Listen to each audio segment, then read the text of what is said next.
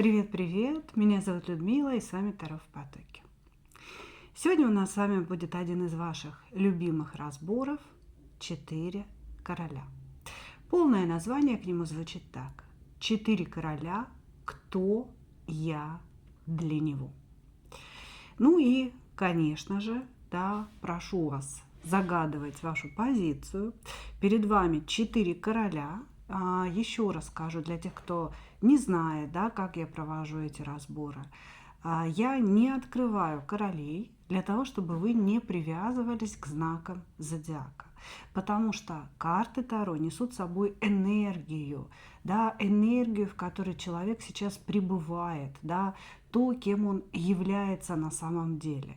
И соответственно, вы можете ошибиться, если вы будете короля жезлов выбирать, допустим, потому что он Овен, или короля мечей, потому что он Водолей. Нет, так мы делать не будем. У нас закрытые рубашечки, да, то есть закрытые карты рубашечками кверху, и вы выбираете позицию. Если у вас несколько мужчин, да, можете загадать хоть все позиции, и внимательно слушаем сигнификацию, в каких энергиях сейчас находится ваш прекрасный король. После этого мы посмотрим, кто вы для этого человека. И тут могут всплыть и мысли о вас, и чувства к вам, да, то есть его представление о вас, для чего вы вообще этому человеку нужны, кто вы для него, какую роль вы играете в его жизни.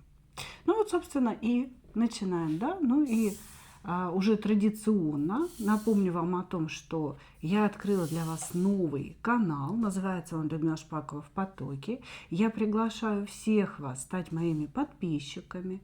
Переходите по ссылочке под видео. Обязательно подписывайтесь, сразу кликните «Подписаться».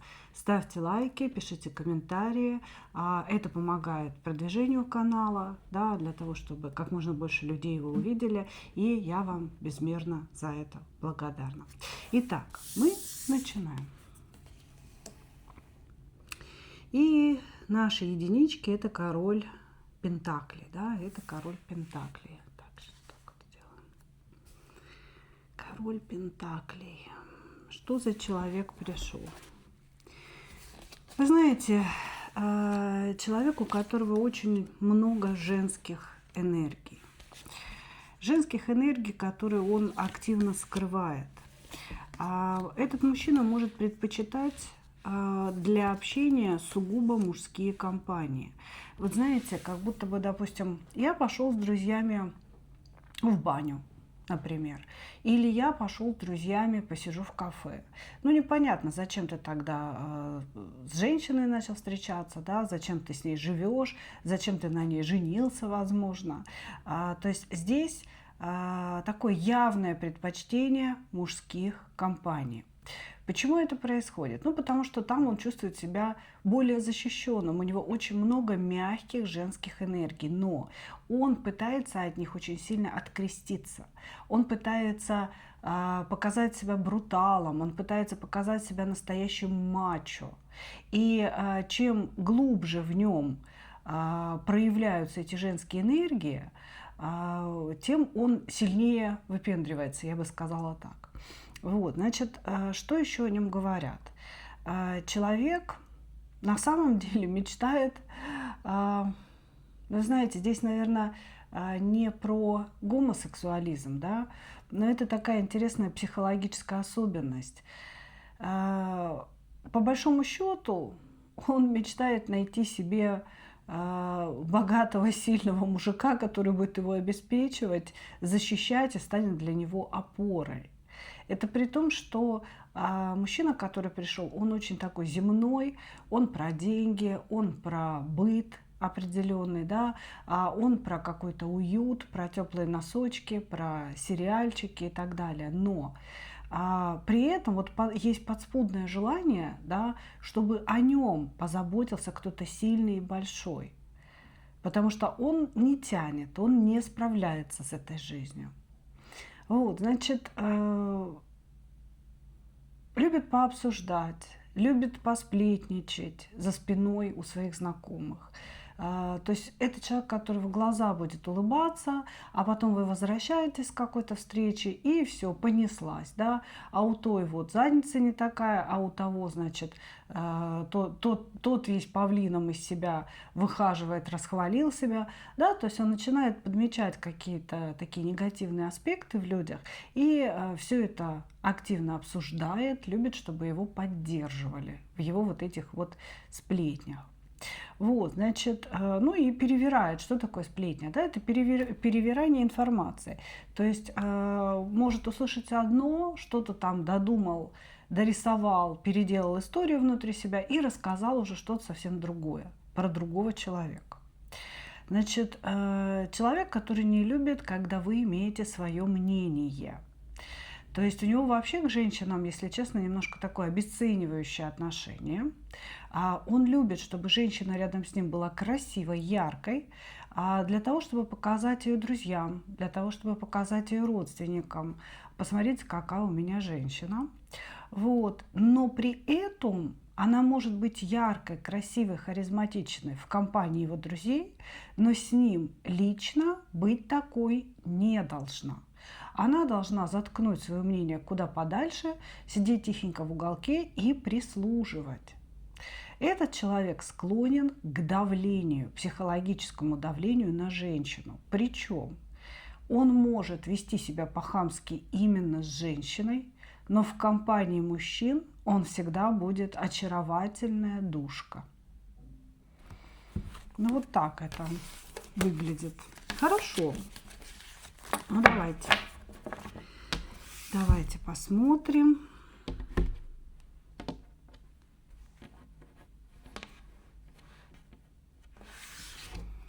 Давайте посмотрим, кто вы для него.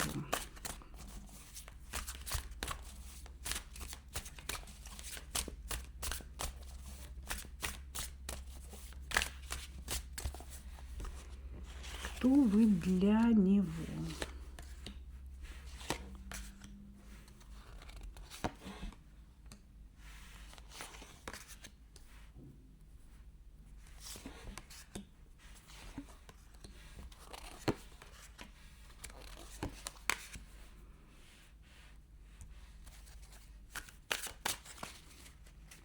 У нас все карты идут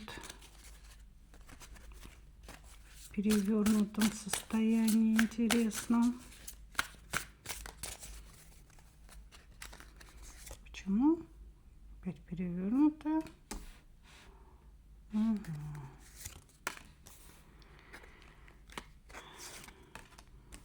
Это просто нонсенс какой-то. Так. Значит, что я хочу сказать? У нас абсолютно все карты выпали в перевернутом состоянии.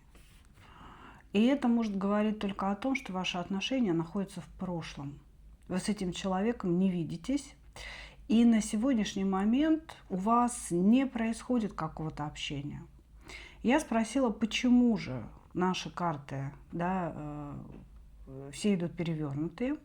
И здесь говорит, что отсутствует радость общения, отсутствует радость получения какого-то взаимодействия. Значит, соответственно, в данный момент вы с человеком не общаетесь, и все, что он к вам чувствует, все, что он испытывает, да, это некое воспоминание о вас. Значит, вы для этого человека, ну, во-первых, вы очень какая-то мягкая, милая, пушистая, приятная женщина, которую хочется обнимать, которую хочется жалеть, да, помогать ей, заботиться о ней, потому что она, ну, это не, жалеть это не к вопросу о том, что вы там слабая, не слабая, нет. Вы очень милая, у вас очень много каких-то таких, знаете, моментов в поведении, которые сразу у мужчины включают защитника, да, опекуна и так далее. И вот ему хочется как-то вас, хотелось, потому что это воспоминание, хотелось вас как-то уберечь, защитить, приобнять, вот, и погрузиться вот в эту вашу мягкость, какую-то детскость вашу. Он говорит, что у вас есть какие-то детские моменты. Ну, может быть, вы когда-то расслабляетесь, ведете себя как ребенок, немножко где-то покапризничали, где-то прильнули к нему, да, сказали, поплакали, сказали, что вам тяжело, сложно. Вот. Значит, его это очень сильно умиляло. То есть вот какая-то ваша милость, какая-то ваша детскость его очень сильно умиляла.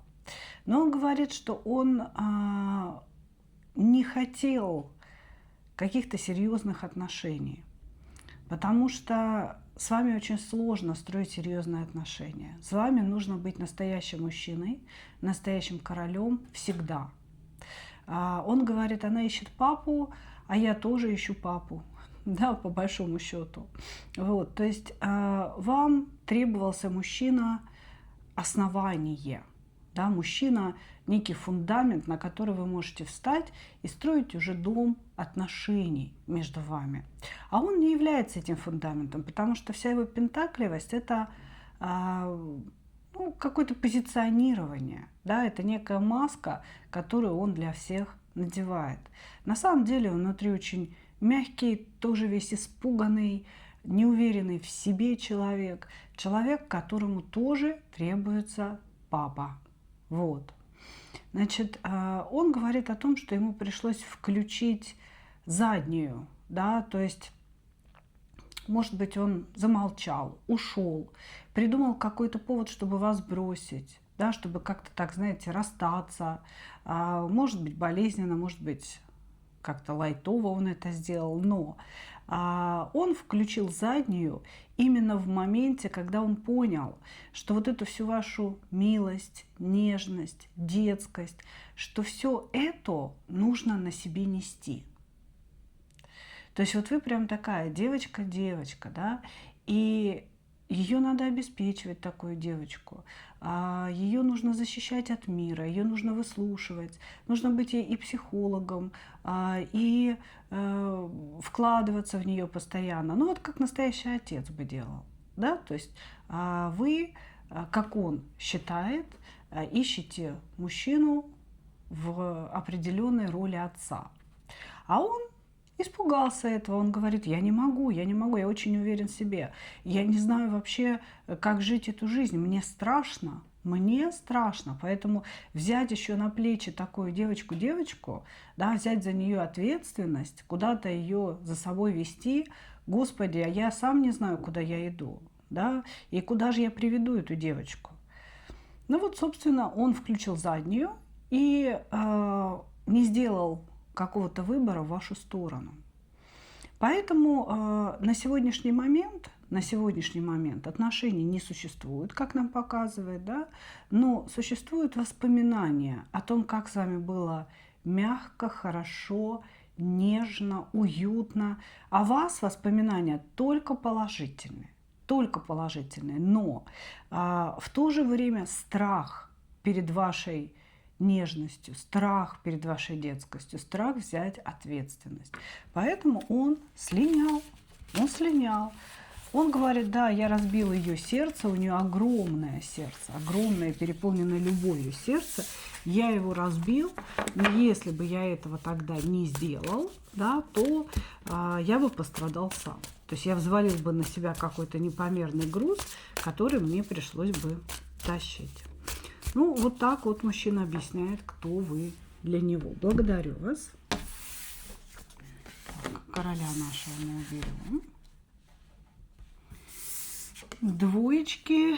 И у нас король чаш. Ну, это такой павлин, фанфарон. Это мужчина, который любит за собой ухаживать, смотреть на себя в зеркало. Человек, который может ходить в спортзал или там каждое утро на пробежку бежит. Вот. Но при этом, да, при том, что он делает упор на внешность свою, он также любит и выпить, и закусить, и вообще отлично провести время. Человек, который пришел в эту жизнь получать наслаждение, вот так он говорит.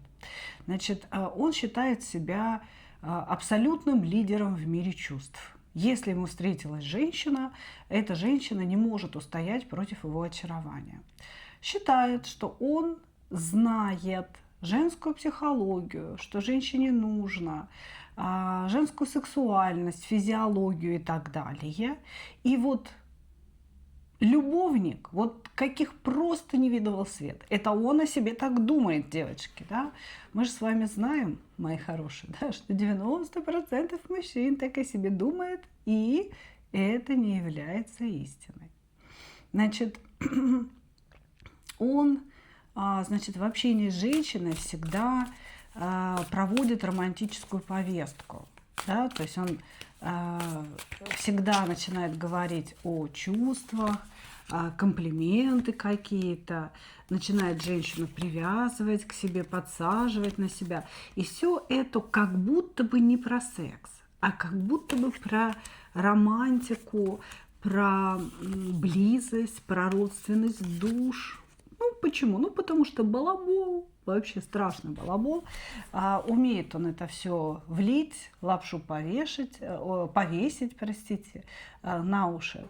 Значит, перевернутый маг. Человек, который использует ваши слабости, болевые точки, желания ваши в угоду своим желаниям. Да? То есть перед нами такой манипулятор чувствами, манипулятор женскими чувствами. Человек, который очень любит деньги, очень любит вкусно есть, мягко спать, пить какие-то дорогие напитки он очень любит, вот, отдыхать где-то красиво любит. И желательно, чтобы все это было не за его счет. Он не любит и не хочет зарабатывать деньги. Все время ищет, где бы было потеплее, где бы было покомфортнее и желательно лежмя. Да? То есть вот чтобы он хорошенько выспался, вкусненько позавтракал, сходил в зал и вот пришел домой, а дома денег гора. Понимаете? И неважно, кто эти деньги принес. Его женщина, ну или просто Господь Бог сделал такой дождь из денег. Да? Вот как-то так вот он живет. Вот, значит, и, естественно, внутри себя это такой незрелый паж, тоже с большим количеством женских энергий, как у нас в первом варианте, но здесь такая капризная девочка внутри сидит. То есть здесь в первом варианте у нас была испуганная женщина, а здесь у нас капризная девочка, которая все время говорит, что ему все должны. Вот видите, вот Лиса отказалась работать, ушла, а теперь она пришла и возмущена, что ее вот лежаночка стоит подальше. Я ее отодвинула просто. Ну вот. Здрасте. Ладно, вы меня извините. Я немножечко вот так вот сделаю. Сейчас, Лиз, иди залазь. Давай. И, может быть, Лиса даже почтит нас своим присутствием. Давай. Мы их подстригли, да. И ее, и сестренку. Иди ложись, пожалуйста. Ну, эта лежанка ей не очень нравится. Сейчас она еще будет тут устраивать. Ложись. Ну, я и эту положила тебе. Тебе же сейчас холодно немножко. Давай. Лисуль, мы же не будем сейчас с тобой тебя демонстрировать. Мы же с тобой работаем. Ну, я продолжу, с вашего позволения. Значит, здесь капризная девочка, которая считает, что ей все должны.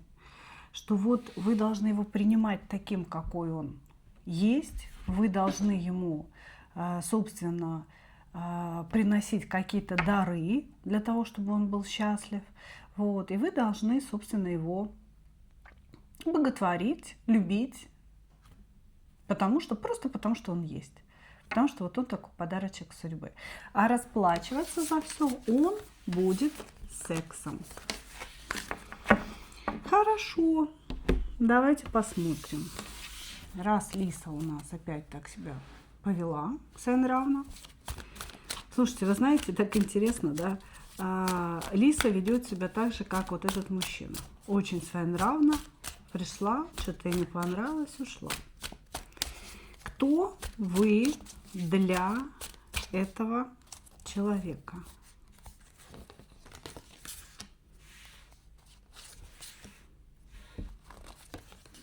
Но вы тоже здесь человек из прошлого. О, какая-то любовная любовь из прошлого. Вы для него. Страшно, как любил я эту женщину. Как мне с ней было хорошо. Вот прям, вы знаете, вы человек из какого-то детства, что ли. Понимаете, может быть, вы его одноклассница, однокурсница, соседка по подъезду. Значит, он с вами связывает какое-то детство свое или юность. Говорит о том, что вы человек из прошлого, человек, от которого пришлось уйти, любя. Как будто бы он говорит, я не хотел делать этого выбора, мне пришлось его сделать, да, или его заставили, может быть, там, жениться на ком-то другом. Или вы уехали учиться, например, а он не захотел вас ждать. Вот, то есть здесь человек показывает какое-то далекое прошлое, но очень много теплых чувств к вам.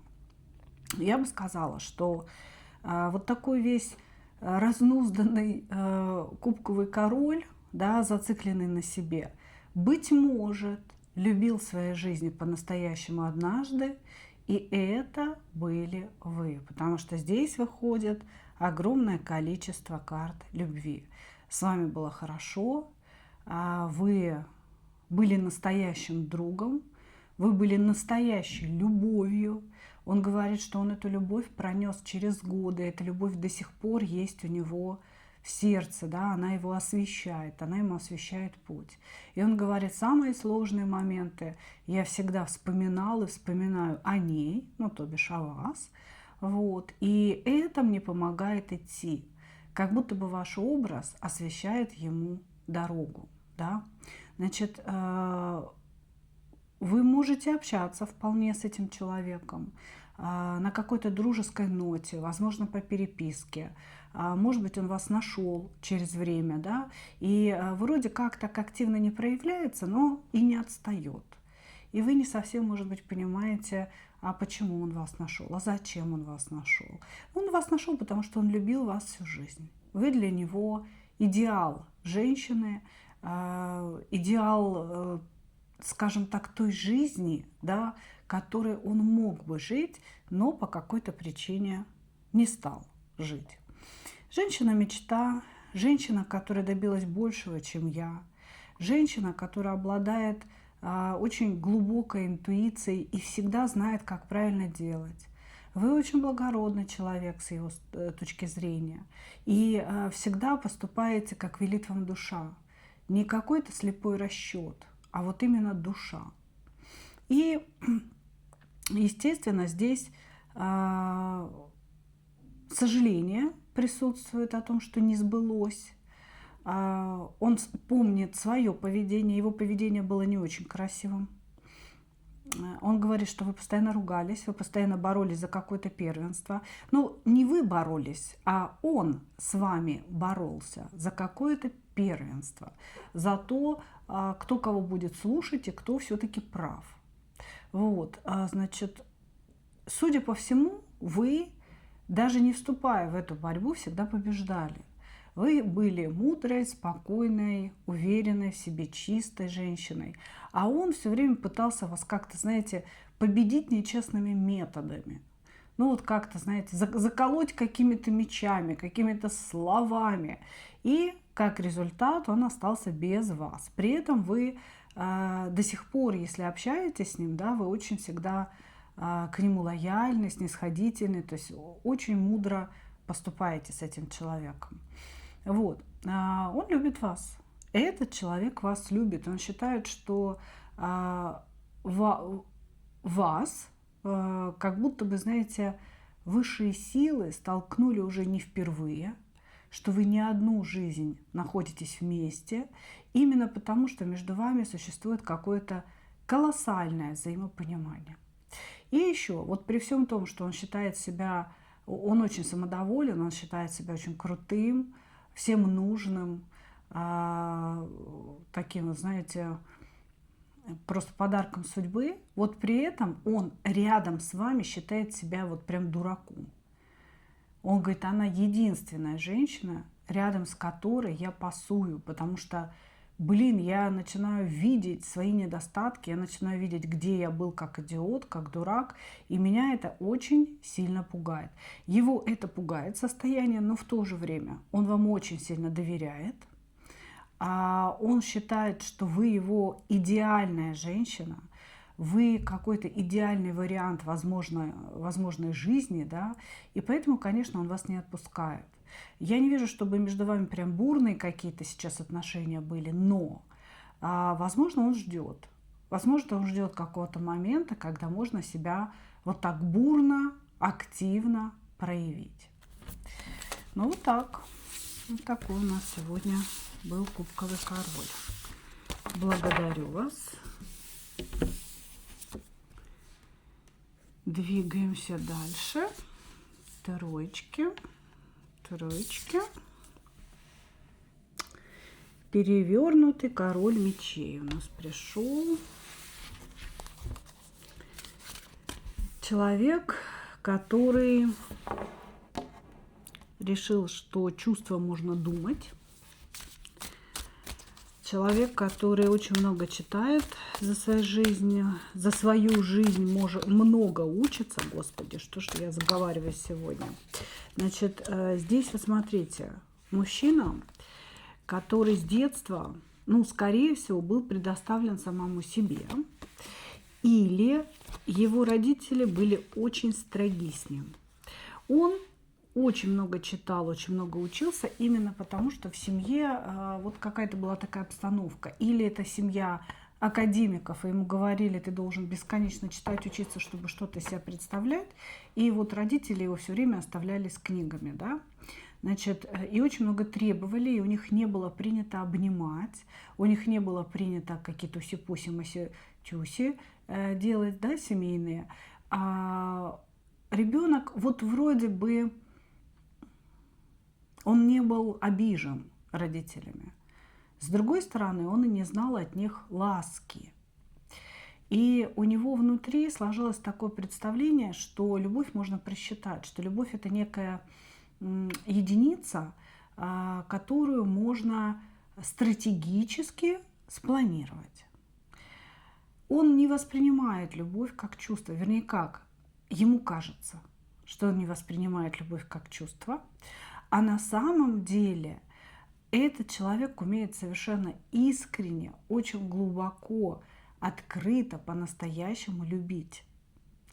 Просто он боится выпустить вот эту вот искреннюю любовь, потому что она как-то нарушает его собственные смыслы в голове. Значит, здесь мужчина может быть женат, может быть разведен, может быть он женат как раз-таки на женщине по определенному расчету. Я сейчас не говорю о деньгах, да? То есть у нас существует представление, что брак по расчету – это брак из-за денег, из-за каких-то плюшек. Здесь расчет другой. Вот знаете, как будто бы мужчина, посмотрев на женщину, понял, мы с ней одного интеллектуального уровня, нам будет о чем пообщаться за ужином или за завтраком.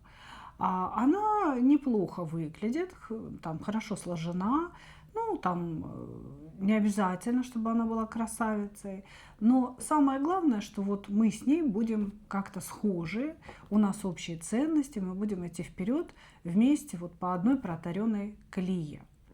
Значит, он мог жениться именно исходя из таких соображений, стратегически представив себе совместную жизнь.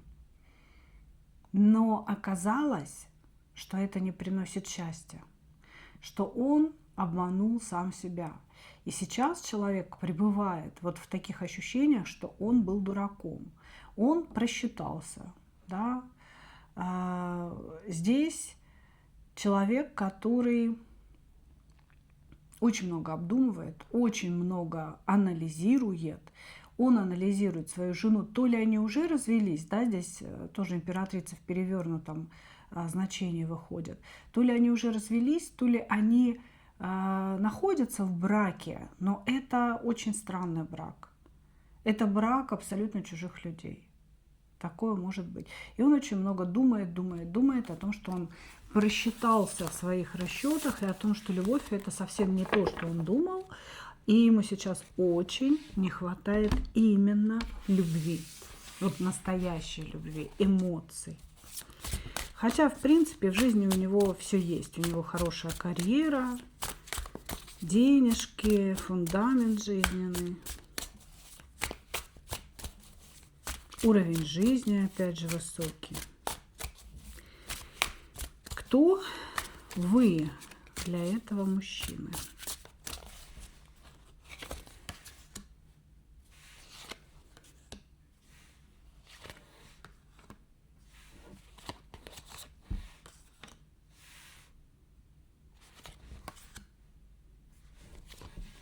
Вы его вторая семья.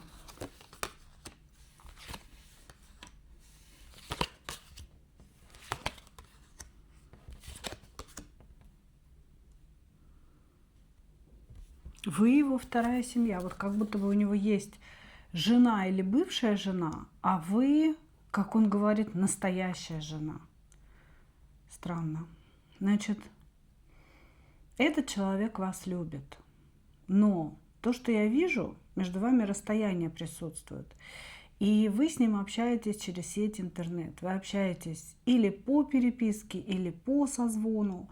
То есть через это расстояние вы находите друг друга. Между вами очень теплые отношения, но вы видите, вы идеализируете друг друга, и он, и вы видите пока только хорошие черты, да, только хорошие качества.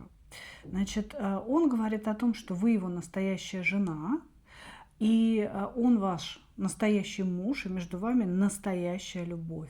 То есть где-то есть семья, которая была выстроена по определенному расчету, и в которой никогда не было чувств. И этот человек, он думал, что так и проживет всю свою жизнь, пока не встретил вас. А вот с вами у него полное ощущение благополучия, единения душ, единения помыслов каких-то. И что самое главное, с вами у него трепещет душа. Вот именно трепещет душа. Он говорит, что я погружаюсь в какие-то фантазии, в какие-то миры. Он даже выдумал определенный мир, в котором вы встречаетесь. Вот у него в голове. Ложится там спать, например, да, или отдыхает, прикрыл глаза и начинает себе представлять, что вы живете в каком-то доме, да, в каком-то, может быть, городе или поселке. И вот это вот все у него в голове все время крутится, крутится, крутится. И он говорит, я выхожу из этих мечтаний и начинаю работать, зарабатывать, скорее всего, на свою семью, да, которая у него есть. Даже если он развелся там с женой, да, все равно присутствуют дети, которым надо помогать. Это его ответственность. Он, кстати, очень ответственный человек. Не бросит на полпути то, что взял.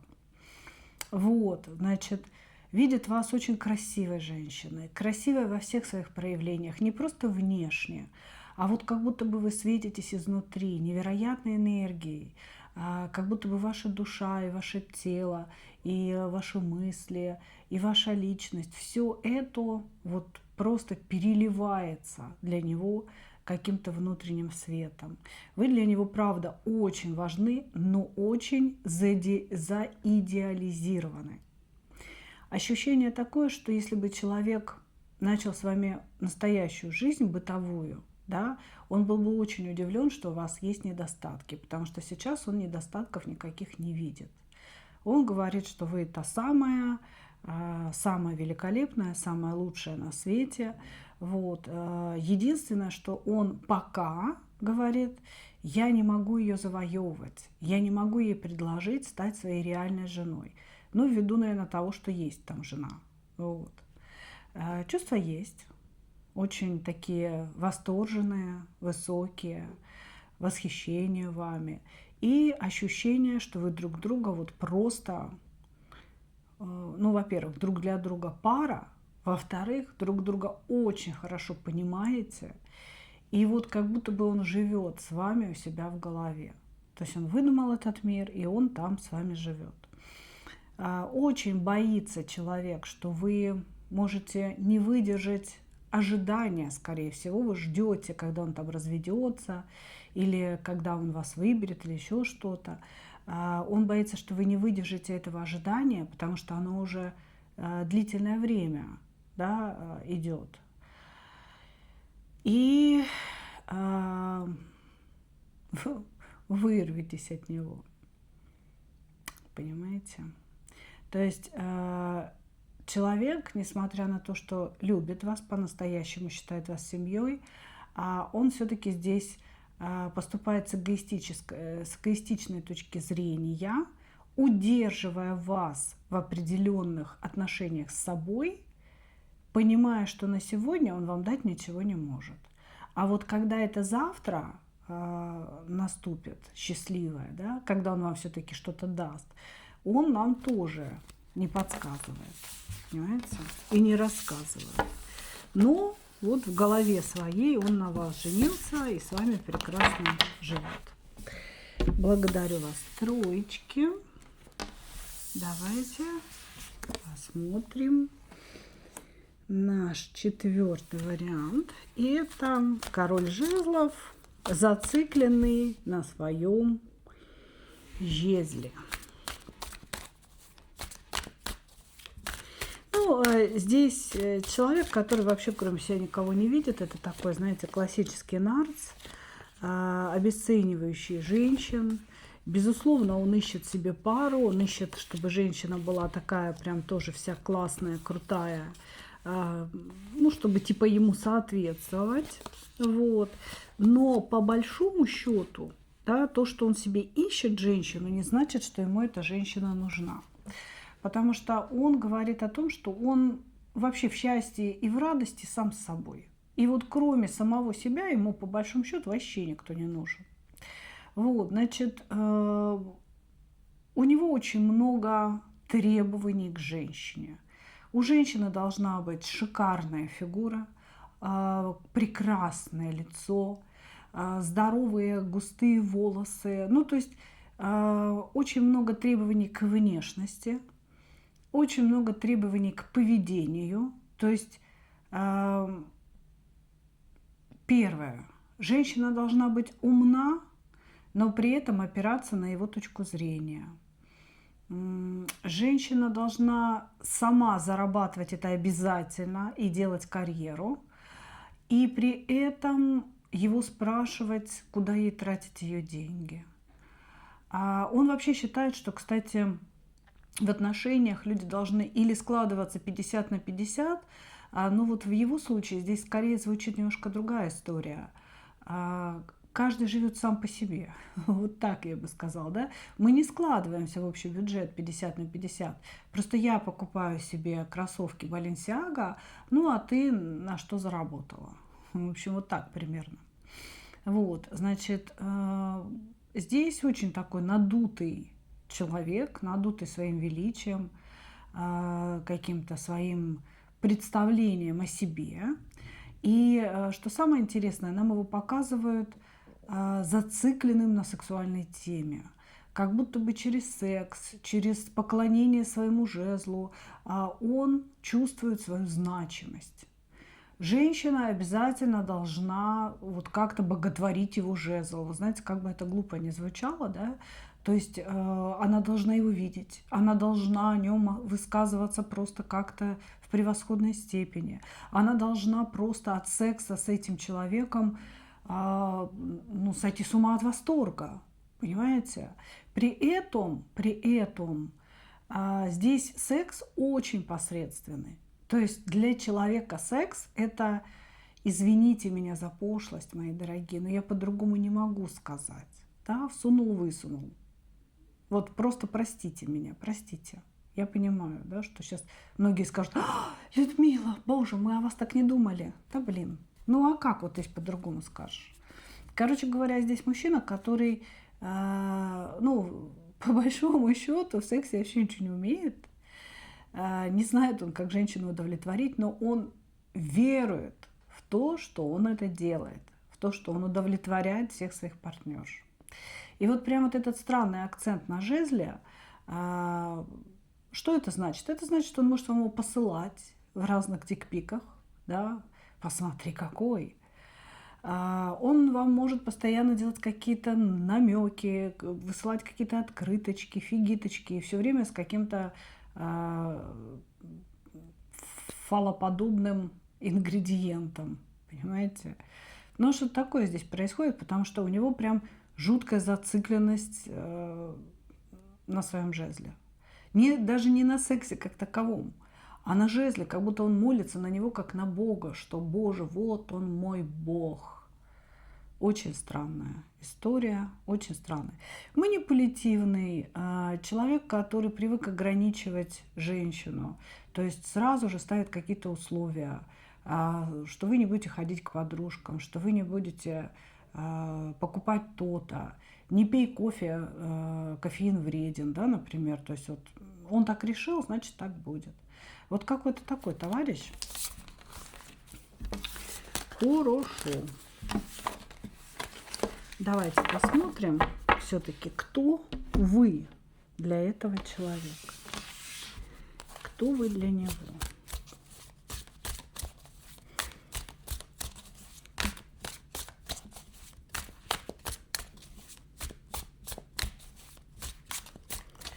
Кто вы для него?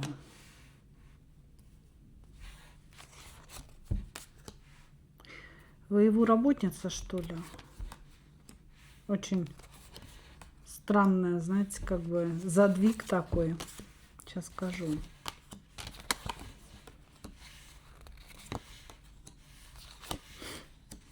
Он говорит, что вы ему служите. Да, вы ему служите. Она говорит, служит мне. Ну, я очень надеюсь на то, что вы просто на него работаете. И он это так воспринимает. То есть здесь вообще человек, который склонен думать, что все люди вокруг него должны ему служить. Ну и вы в том числе, конечно же. Значит, вы можете на него работать или работать с ним в одной компании и помогать ему. Вы можете ему помогать от чистого сердца и чистой души, но он это воспринимает как некое служение. Ну, я настолько хорош, ну, чего бы ей мне не служить? Чего бы ей мне не сделать работу за меня, да? Господи, проект мне не сделать какой-то. Вот, значит, вы можете быть старше этого человека, у вас есть разница в возрасте, или старше, может быть, младше вы. Здесь есть такая существенная разница в возрасте, на которую он обращает внимание.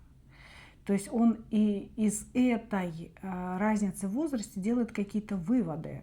Типа того, что вы его старше, поэтому вы должны делать в отношениях больше, чем он. Или, допустим, вы его младше очень сильно, и поэтому вы глупенькая и просто не можете смотреть на мир вот такими широко открытыми глазами, как наш великий король жезлов здесь. Вот, значит, как-то так он вас воспринимает. Он, ну, первое и самое главное, что вы должны услышать, вы ему служите, это его восприятие. Второе восприятие, которое мне тоже не очень нравится, он подвергает сомнению ваши интеллектуальные способности. Потому что он говорит, что ну, красивым не обязательно быть умными. Вот такая фраза здесь звучит. И он говорит о том, что при помощи каких-то парочки фраз, парочки слов он от вас может получить все, что ему нужно. Здесь очень, девчонки, очень прошу вас на меня не обижаться. Да? Я читаю человека, и здесь очень самодовольная, хамская энергия идет в вашу сторону. И я думаю, что вы приходите на расклады, да, ну, скажем так, получить определенное психологическое объяснение, да, понять, как вам действовать, понять, какое место вы занимаете в жизни человека. И очень важно, если вы услышите правду. У вас, конечно, будет сейчас сопротивление такое, да, нет, да что вы такое говорите, он для меня, он мне там подарок купил, то сказал, но вы смотрите немножечко глубже. Смотрите немножечко глубже, чтобы потом не было мучительно больно. Потому что здесь очень хамское, пренебрежительное отношение к вам. Да, безусловно, он считает вас очень красивой, очень яркой, какой-то такой всей, знаете, женщиной весной, которая может его сделать наполненным, женщиной, которая его наполняет. Но при этом считает, что вас очень легко обмануть, очень легко получить какие-то ваши дары, да, скорее всего, это тело, это секс, раз у нас такой акцент на сексе стоит. Вот. Не прилагая каких-то усилий. То есть он говорит, здесь усилия не нужны, здесь все очень просто, давим на чувства, давим на эмоции. Она такая вся себя королева кубков, мягкая, нежная, тактильная. Пару раз влил в уши комплименты, вот вам и результат. Вот что-то в этом роде здесь, понимаете? Вот, значит, и здесь человек, который склонен вас наказывать. Если ваши отношения уже долго идут, то они перемежаются периодами идеализации вас, да, вы такая прям вся распрекрасная, с периодами жесткого игнора, холода.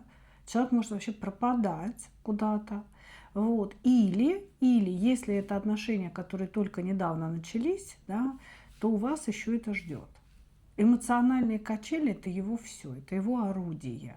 Он прям мысленно уже думает, значит, вот если вы себя хорошо ведете, да, вот знаете, по большому счету здесь пофигу, как вы себя ведете. Вот у него существует определенная периодичность. То есть он то в хорошем настроении, он вас идеализирует, ему нравится вами играть, вот манипулировать вами, значит, внушать вам что-то о вас самой. Потом его же самого переклинило, вы можете вести себя нормально и в том, и в другом случае. Значит, его самого переклинило, все, он вышел в мечевого короля, замолчал, да пошла ты в одно место, да ты неправильно делаешь. Все время становится недовольным каким-то, знаете, постоянно колкие какие-то такие замечания в вашу сторону. Вот.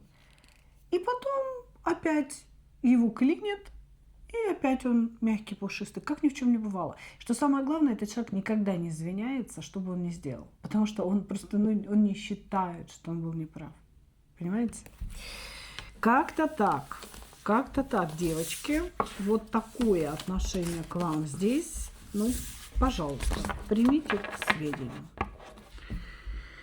Ну, а я буду заканчивать. Такой у нас получился сегодня разбор наших прекрасных королей. Надеюсь, что вы услышали все, что хотели. Пожалуйста, не забывайте ставить лайки, писать комментарии. Это очень важно. И важно прежде всего для вас, особенно если мы говорим о комментариях, да, своими комментариями вы вливаете информацию в общий поток. И в дальнейшем слышите истории, адресованные конкретно вам. Я благодарю вас за ваше внимание.